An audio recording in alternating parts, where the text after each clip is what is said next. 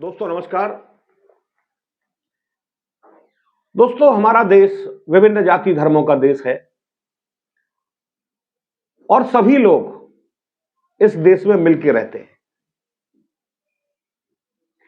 सभी में आपस में भाईचारा और बंधुता की भावना समाहित है। किंतु दोस्तों हमारे कानून अलग अलग हैं, हमारे धर्मों के कानून अलग हैं, हमारी जातियों के कानून अलग हैं। ये सब क्यों? जब हम भाईचारे की भावना से सब एक साथ रहते हैं, मिलजुल के रहते हैं और वसुधैव कुटुंबकम की नीति का पालन करते हैं, तो फिर हमारे कानून अलग अलग क्यों? हमारे कानूनों को भी एक होना चाहिए, हमें एक कानून के अंदर रहना चाहिए। दोस्तों अलग अलग कानून बनने से बहुत सारी भ्रांतियां पैदा हो जाती हैं। अलग अलग धर्मों के हिसाब से कानून बने हुए हैं। हर धर्म का विवाह का अलग कानून है, तलाक का अलग कानून है, गुजारे भत्ते का अलग कानून है, विरासत का अलग कानून है और एडॉप्शन यानी गोद बच्चों को गोद लेने का अलग कानून है। ये सब क्यों? इसीलिए दोस्तों हमारे देश में मांग उठी समान नागरिक संहिता की। तो दोस्तों आज के वीडियो में हम इसी पर चर्चा करने जा रहे हैं कि आखिर समान नागरिक संहिता है क्या और क्या इसके फायदे हैं। न्याय करने में भी जजों को आसानी होगी अगर यह संहिता लागू हो जाती है। तो दोस्तों इस वीडियो को शुरू से अंत तक देखें। थोड़ा वीडियो लंबा जरूर है, जिससे कि आपको सारी चीजों की जानकारी हो सके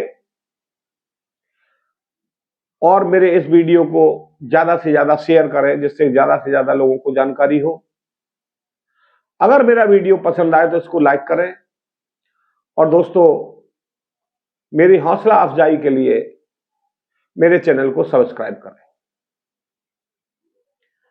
दोस्तों काफी समय से मांग उठ रही थी समान नागरिक संहिता के लिए, लेकिन अभी तक किसी भी सरकार ने, ना तो राज्यों की सरकारों ने और न ही केंद्र की सरकार के द्वारा इस संबंध में कोई कदम उठाया गया है, जिससे कि हमारे देश में एक राष्ट्र के लोग और एक कानून की व्यवस्था लागू हो जाए। लेकिन दोस्तों मैं बहुत बहुत धन्यवाद दूंगा उत्तराखंड के मुख्यमंत्री महोदय श्री पुष्कर सिंह जी धामी को, जिन्होंने बड़ा विशाल हृदय दिखाते हुए, एक साहस का परिचय देते हुए समान नागरिक संहिता बिल 2022 अपनी विधानसभा में पेश कर दिया गया। अगर यह बिल पास हो जाता है तो इस विधेयक में सभी धर्मों में विवाह, तलाक, गुजारा भत्ता, विरासत समान रूप से कानून का प्रावधान सबके लिए हो जाएगा। आखिर इस कानून में है क्या? क्या इस विधेयक में चीज आई है, उन सब के बारे में मैं आपको बता रहा हूं। पहली बात तो यह मैं बता दूं दोस्तों, उत्तराखंड एक ऐसा राज्य है जहां की सरकार के द्वारा यह साहसिक कदम उठाया है समान नागरिक संहिता विधेयक 2022 को लाके जो विधानसभा के पटल पर रखा है। अब इसमें है क्या समान नागरिक संहिता? बेटी को संपत्तियों में समान अधिकार मिलेगा। अगर कोई पैतृक संपत्ति है, चाहे वो बेटा हो या बेटी हो, सभी को समान अधिकार दिया जाएगा, सभी को बराबर का हिस्सा मिलेगा। जहां तक दोस्तों सहमति संबंधों की बात है, सहमति संबंधों से जो बच्चे पैदा होंगे उस संतान को भी संपत्ति में बराबर का हकदार माना गया है। दोस्तों इस विधेयक में अनुसूचित जनजाति समुदाय के लोगों को अलग रखा गया है। इस अधिनियम के लागू होने से विवाह की धार्मिक मान्यताओं, रीति रिवाजों, खान पान, पूजा इबादत, वेशभूषा, चाहे वो किसी भी धर्म की हो, उन पर किसी भी प्रकार का कोई असर नहीं पड़ा। इस बात का भी विधेयक में प्रावधान है। दूसरा दोस्तों, प्रस्तावित कानून में बिना पंजीकरण के विवाह अमान्य माना जाएगा और विवाह का पंजीकरण शादी से 1 माह के अंदर कराना आवश्यक होगा। प्रस्तावित कानून में बिना पंजीकरण 1 माह से अधिक लिव इन रिलेशन में रहने वाले जो जोड़े हैं, उनको 3 महीने की कैद और 10,000 रुपया जुर्माना देना होगा अगर उन्होंने पंजीकरण नहीं कराया है। अगर पंजीकरण के समय, विवाह पंजीकरण के समय पति या पत्नी इनमें से कोई भी या दोनों पंजीकरण के समय कोई गलत जानकारी देते हैं, तो उस स्थिति में 6 माह की कैद और 25,000 रुपए जुर्माने से आपको दंडित होना पड़ेगा। दोस्तों, लिव इन पार्टनर की उम्र क्या है? लिव इन पार्टनर में जो लड़की की उम्र है वो 18 वर्ष से कम की नहीं होनी चाहिए और लड़के की उम्र 21 वर्ष से कम नहीं होनी चाहिए। अगर लड़के की उम्र 21 वर्ष से कम है तो उसके माता पिता या अभिभावक की मंजूरी के बाद ही जो रजिस्ट्रार है विवाह को पंजीकरण करेगा।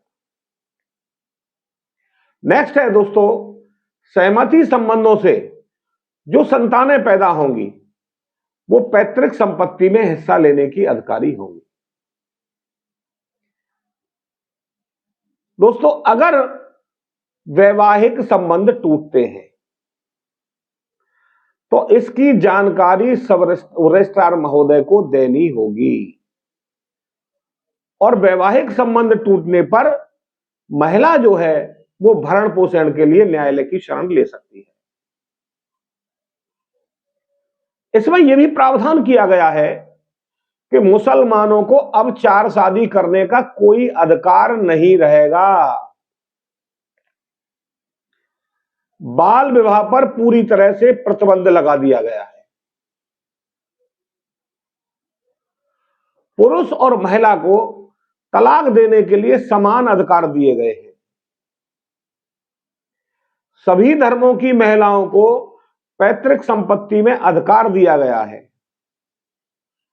दोस्तों, अब कोई भी व्यक्ति अगर उत्तराखंड में समान नागरिक संहिता लागू हो जाती है तो कोई भी व्यक्ति 1 से अधिक शादी नहीं करेगा।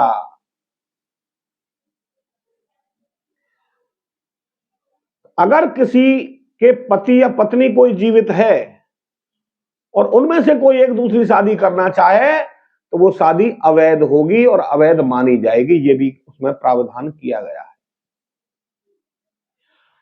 शादी का पंजीकरण कराना बहुत ही अनिवार्य है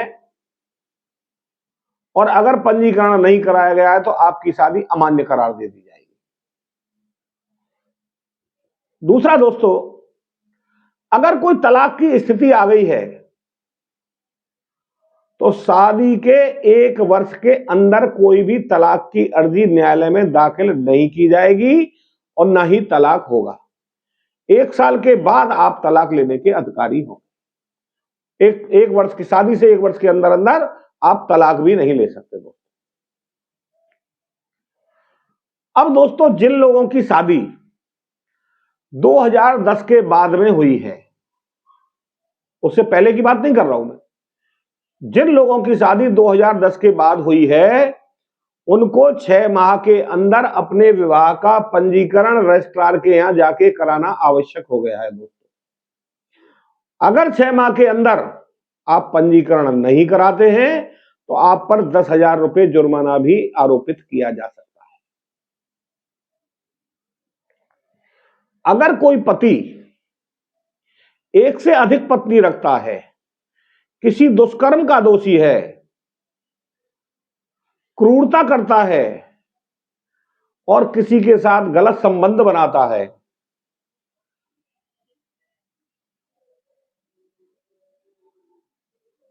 और 2 वर्ष तक अपनी पत्नी के साथ अपने संबंध नहीं बना पाता, तो पत्नी को तलाक लेने का भी अधिकार है। तो दोस्तों, पुष्कर सिंह धामी जी ने जो एक साहसिक कदम उठाया है समान नागरिक संहिता बिल को रख के, मैं उन्हें बहुत बहुत धन्यवाद देता हूं। साथ ही साथ मैं अपने सारे हिंदुस्तान के समस्त राज्यों के मुख्यमंत्रियों, वहां के विधायकों एवं अपनी केंद्र सरकार से भी निवेदन करता हूं कि वो जल्द से जल्द समान नागरिक संहिता बिल लेकर आए, जिससे कि सारे देश में एक जैसा कानून लागू हो सके, समान रूप से सभी को न्याय मिल सके, स्त्री पुरुषों को बराबर का दर्जा मिल सके, समान रूप से दर्जा मिल सके। दोस्तों, क्या देखा गया है अलग अलग कानूनों में, यह किसी से छुपा नहीं है कि हमारी जो मुस्लिम बहनें हैं उनकी क्या दुर्गतियां हो रही हैं। वैसे केंद्र सरकार के द्वारा जो 3 तलाक का मामला जो समाप्त किया है, उससे काफी राहत उन्हें मिली है, लेकिन अभी वो पूरी तरह से बंधन मुक्त नहीं है। और दोस्तों, अगर सभी सरकारें समान नागरिक संहिता बिल लेके आती हैं या केंद्र सरकार के द्वारा पूरे देश के लिए एक समान नागरिक संहिता बिल लाया जाता है, तो वो स्वागत योग्य होगा दोस्तों, और सारे देश में एक जैसा कानून हो जाएगा। दोस्तों, अगर आप मेरी बात से सहमत हैं तब भी, और मेरी बात से सहमत ना हो तब भी, कमेंट बॉक्स में इस संबंध में कमेंट जरूर करें कि क्या देश में समान नागरिक संहिता लागू होनी चाहिए या नहीं होने चाहिए।